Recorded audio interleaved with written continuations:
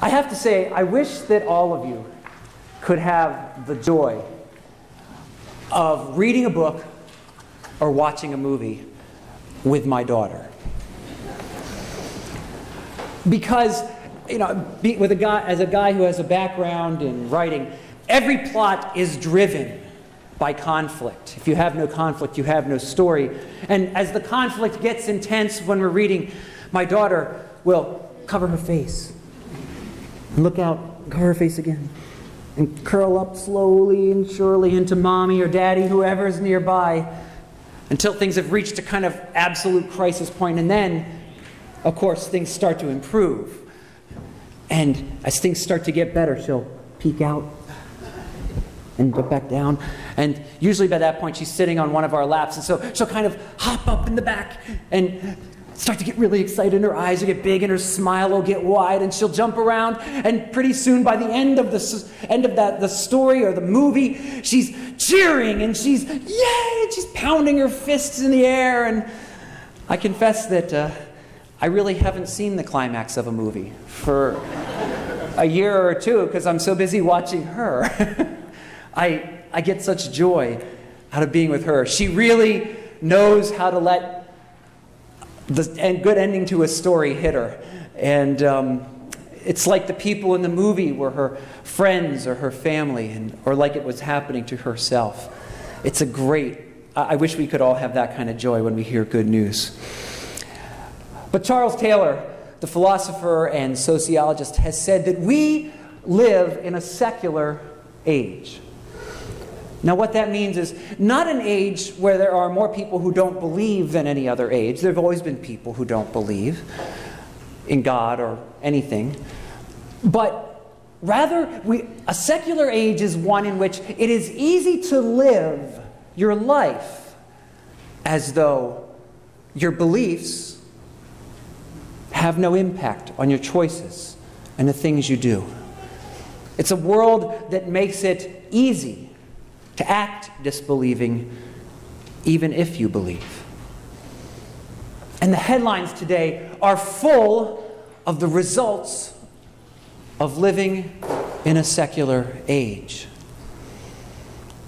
Whether it be scandals in big corporations, dishonesty in the government, shootings in our schools or on our playgrounds.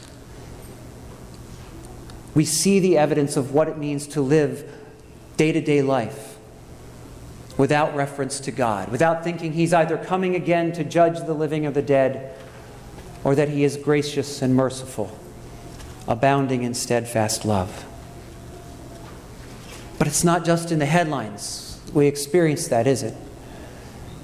It's in our families, where we burden one another unnecessarily, leave conflicts unresolved, sometimes for generations.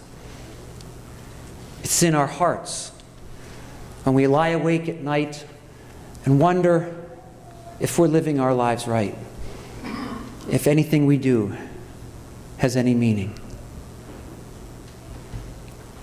And yet we come this morning and proclaim that Christ is risen. We hear from St. Paul that Christ is to be the firstborn of those who have fallen asleep. That is the Bible's euphemistic way of saying died. And yet in the choices we make every day, little by little, we choose death for ourselves. We are falling asleep, one choice after another.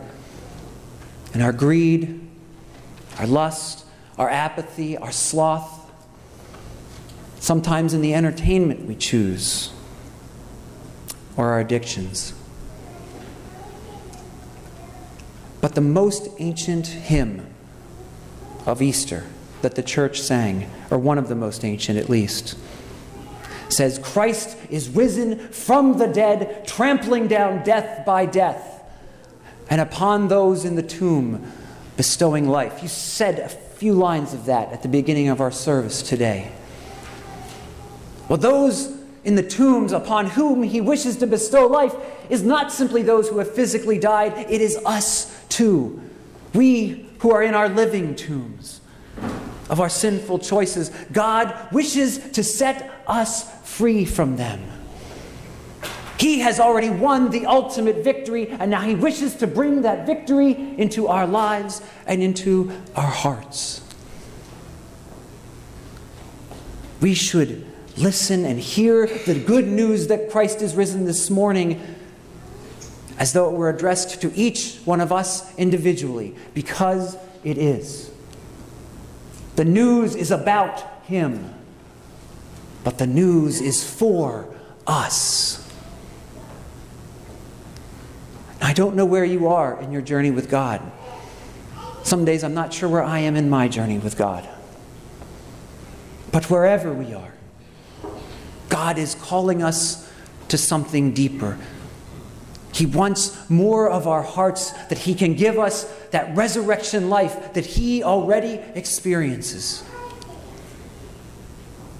Now, I could wish that this happened by magic and that He waved a magic wand over our heads.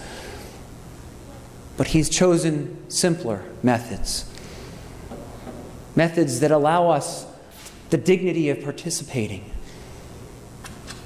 Setting a little time aside for Him to speak to Him or listen to Him. To open the Scriptures, especially to the words of Jesus, where He has promised He will speak to us. Come and worship Him, so we can give to God what only God can properly receive. To serve as He served us. We might rehearse the kind of life He's given us. Being in relationships with other people. Having a prayer partner, a spiritual friend who goes through the ups and downs with you so that when you're down, they lift you up, and vice versa. And giving. Giving as God gave. Christ gave all. We are privileged to give a little. These are things that every church, on Sunday mornings and on Easter, I know we have a lot of guests and a lot of members. Every church, wherever it is near you, that's why it exists, is to help you learn those practices, do those things that will let the Spirit speak into your life, that will help you experience God's resurrection life. God came as a human being to know our humanity from the inside out so that we might know His deity in the same way. Indeed, the news this morning is about Christ, but it is for us. So let's not have any polite golf claps. Let's not say our polite words and stand in our nice rows, but like my daughter, let's get excited. Let's jump up and see the drama of God crucified and raised from the dead and pump the air with our fists and cheer and let the joy well up inside us too, because it was our best friend and family member who died and conquered death. And that is why I would pray that each of us could join our lives to our voices this morning as we joyfully cry out, Christ is risen. He is risen. Christ is risen. He is risen. Christ is risen. He is risen. Amen. Amen. And alleluia.